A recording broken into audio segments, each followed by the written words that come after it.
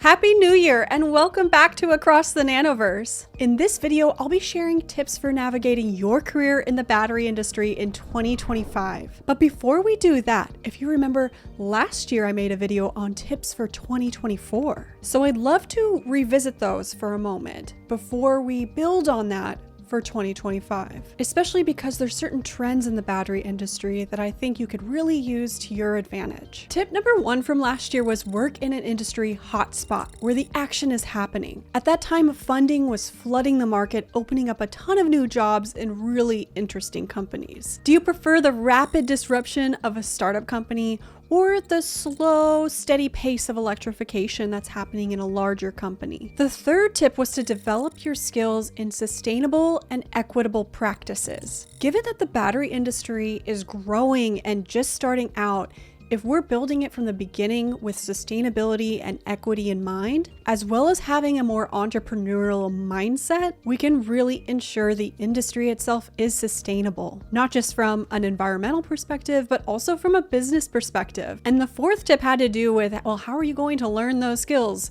Informal education. Informal just means you're not in the classroom. So taking advantage of online courses or different open source information. And the final tip, number 5, was to work with teams that support you. Now, as we enter 2025, there are a few trends I want to share before I get into the advice. The first is that battery prices are at an all-time low. Now, this is a good thing because batteries are competing with fossil fuels, for instance, in transportation. However, when it comes to battery recycling, the economics is challenging. If you're extracting materials like nickel-based cathodes or LFP from a battery cell, your whole business model is typically built around selling those raw materials. But if the batteries you could buy new are so cheap, then it's difficult for those used battery materials to compete. In addition to battery recyclers having a challenge due to the low battery prices, also materials companies, startup companies focused on developing battery materials are also challenged with keeping those prices low of their batteries. Chinese battery companies are keeping the battery prices so low to stomp out any competition. And this brings us on to the second major trend I want to share, which is the funding for the battery industry is down. Battery companies that took in grants and private investment are now struggling to scale quickly. And unfortunately, a few went bankrupt. They have to do more with fewer resources to compete with China. And we all have heard of the massive layoffs across the battery industry and other industries. It's not just the battery industry that's struggling a bit right now. Now, I don't want to paint the picture that it's all doom and gloom because it certainly is not. Companies are still pushing forward with electric vehicle development, and the stationary energy storage systems market is booming. There is a high demand for talent in the battery industry, and it's not going away. It's only going to grow. Now, as I get into sharing this career advice for 2025, I want to share that please take this all with a grain of salt. Maybe lithium salt. Also, be sure to sign up for Battery Industry Onboarding, which will send you weekly emails with more resources and information about the battery industry. My first words of wisdom for this video is to know your strength and define your career path. There are so many types of jobs in the battery industry. There's so much that needs to be done to create this industry in North America, in Europe, globally. Taking the time to reflect on your strengths, your understanding, and your unique perspective is a powerful way to guide your career. Now, get out your pen and paper because I have some prompts for you. First, what comes naturally to you? Second, what topics do people come to you for help or advice on? And third, what activities cause you to lose sense of time because you're so engaged and enjoying the moment? These insights can help serve as your compass, whether you're preparing for a job interview, advocating for a promotion, or mapping out your short and long-term career goals. Connecting with the trends in the battery industry and how volatile the industry is, I think it's super important to know who you are amidst the chaos. The battery industry is fast-paced and unpredictable, but knowing who you are and the value that you bring to teams, to companies, can help you navigate it all with confidence. It's not just about landing that next role. It's about aligning your career with the impact you want to make in the world and finding organizations that share your vision and values. Now, for those of us who struggle with our confidence when making a career transition or thinking about where you want to go in your career, a great way to reflect on your strengths is to update your resume or CV. Make it sure it highlights the accomplishments that you've done in your career and education. Also, optimize your LinkedIn profile. In the battery industry especially, LinkedIn is super important to stay connected with your network. And your LinkedIn profile is often the first impression of you. So make sure it reflects your expertise and aspirations. Another way to reflect on your strengths and perspectives is to journal. I have this hot pink notebook, and I should show you right now. This is my journal that I write down my ridiculously good ideas in. And it's wild to read my entries from 5, 6, 7 years ago where I'm literally talking about this vision. If you don't know where to start with journaling, using prompts like the one I shared just previously can help you really refine your goals and path.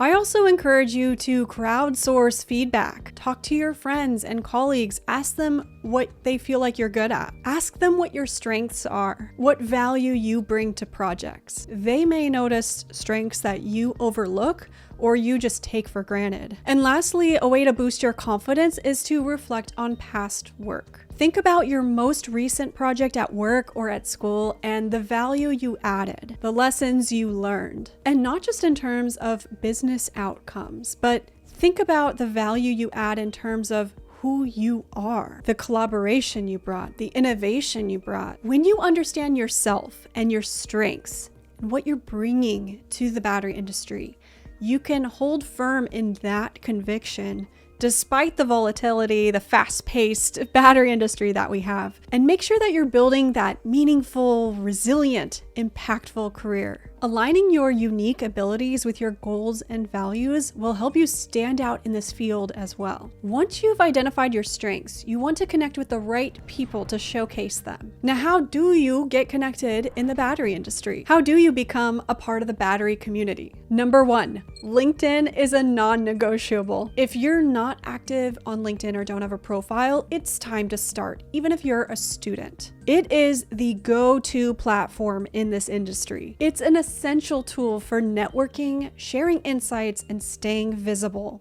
The second way to connect with the battery industry is to join a battery industry community. And you don't even have to work in the battery industry specifically to get involved or be a part of them. Here are some great places to start. First, you have the Volta Foundation. You want to check out their Slack group, Battery Street. That's the place to start. It's a hub for battery enthusiasts and experts. Also, check out Battery Associates. These two are both global organizations, but I would say the Volta Foundation, while it does have a presence in Europe and China, is predominantly in the United States, whereas Battery Associates is more predominantly in Europe. But they are global organizations and hosting more and more events, both in different locations and also virtually online. The other organization I'll mention in this video is NatBat. Whereas Battery Associates and Volta Foundation focus more on battery industry professionals, NatBat focuses more on company leadership. It's ideal for founders and industry leaders who want to stay ahead of the market and make those connections with other industry leaders. And the last community I'll mention is a new community, I guess I could say. It's the Pestana Solutions Newsletter. Check out the link in the description below to subscribe and find all of these different communities and how to join. The third way to connect with the battery industry community is to attend industry conferences. I think they are so much fun. These in-person events where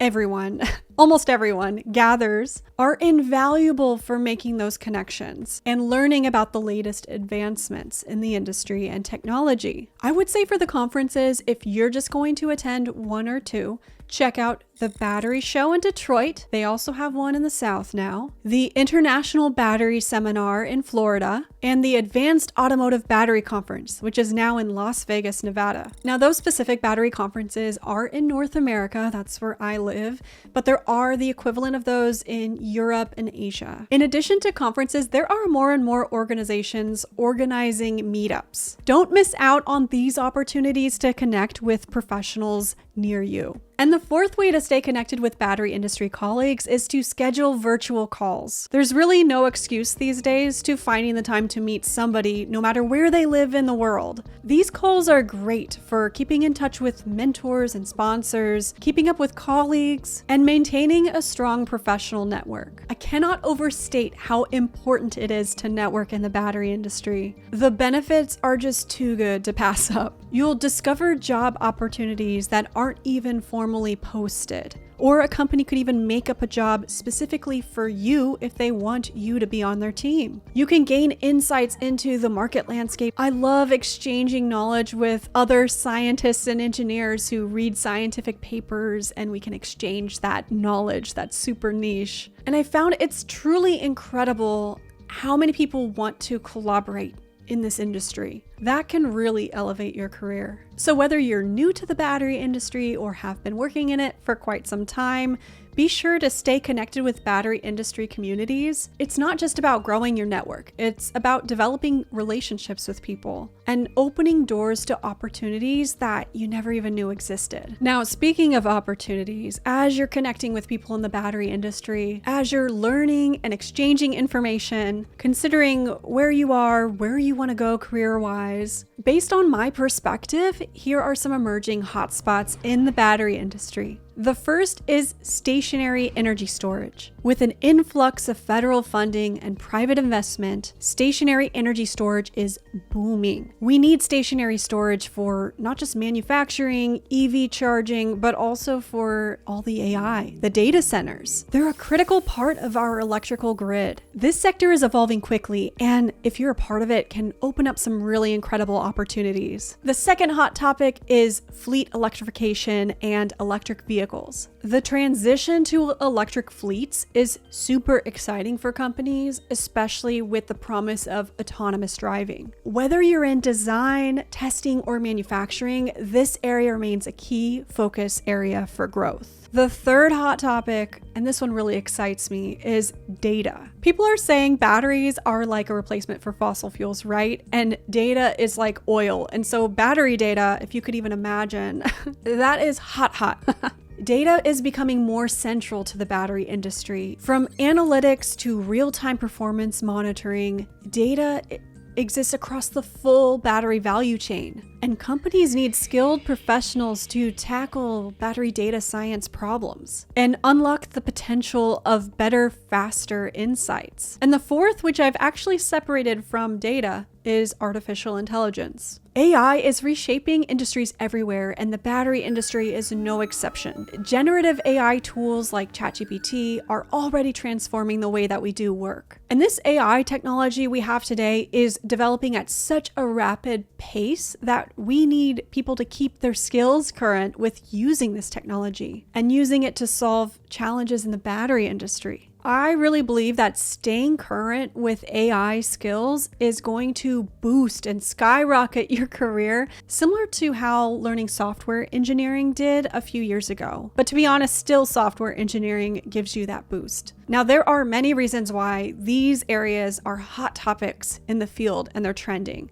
And it's important to know not just where these hot topics are in the industry, but also why they are hot, why they are trending. And this brings us to the fourth tip I have for you, which is to understand the market and political drivers in addition to the technology. Here's why this matters. By understanding how the market and policy is evolving, you'll understand where the trends are in the industry and where you could best apply your strengths and skill sets. Where there's going to be a demand for you to problem solve, doing what you do best. Use this understanding of the market and trends to position yourself in the industry. That could look like learning AI tools or data analytics and staying informed about policy changes. For example, North America is grappling with how to create a battery supply chain, and it's navigating complex relationships with Asian companies, and this includes both Chinese and non-Chinese players. Tariffs, government funding, and policy, both at the federal and state level, are shaping the pace and direction of growth. Now, if you're in North America, You want to be considering how these policies are going to be shaping your career, the companies, organizations that you're a part of. And this industry is so niche that as you become that expert, you can help shape how that industry grows and evolves. Your career success, and whatever that means to you, is affected by these trends, and you can align with these trends to add that extra boost. So take the time to think about how you can fit in and work within this evolving landscape to achieve your vision for success. And I'm not advocating for you to jump on the bandwagon for each emerging trend. This is why it's so important to focus on what you are good at and what value you bring, because you can have a more stable path focused on what problems you solve the best. For long-term success, focusing on aligning your path with your strengths and curiosity and happiness is the best way to go. And the last tip, the fifth tip that I want to share in this video, is a tip that brings all of these different aspects together for your success. And this is your vehicle to success. Your personal brand. Honing your personal brand is key to your success. I'm with you if you think personal brand is kind of a cheesy thing to say. I agree, but that doesn't make it any less important. And everyone has a personal brand, even if you're the shyest person who doesn't want anyone to see them, you just want to focus on your work, don't want to be known or seen, that becomes your personal brand. Everyone has a personal brand. It's what people think or feel about you when your name comes up. And trust me, I know, because I was that shy person who did not want to be seen, and that's what people knew me as. But I realized that I wasn't doing myself or anyone a service of hiding away and not confronting the fact that I needed to grow to achieve the goals that I have. No matter what success looks like to you, whether that's making a lot of money or making a big impact or carving out time to do things that you love, having a strong personal brand is the tool to help you get there. And this is because a personal brand is magic. It attracts opportunities to you. The first tip I shared earlier about understanding your value and your unique perspective is that foundation for your personal brand to be authentic to you. If you're unsure where to start or what your personal brand is, starting with all those tips I gave in number 1 is the way to go. This is your first step to becoming aware of your personal brand and owning it. All the other tips in this video will also help you with building your personal brand. And the last thing I'll add is that you want to be sharing your perspective, thoughts, curiosity, interests, things that you've learned, your knowledge and experience. And you want to be sharing it in a way that's authentic to you and a way that you can be consistent. This could look like posting on social media like LinkedIn, writing a blog or starting a Substack, making a website, making videos on YouTube, or even launching a podcast. The format doesn't matter so much as doing it in a way that resonates with you and that you can do consistently over time. Especially in industries like the battery sector that could be very volatile,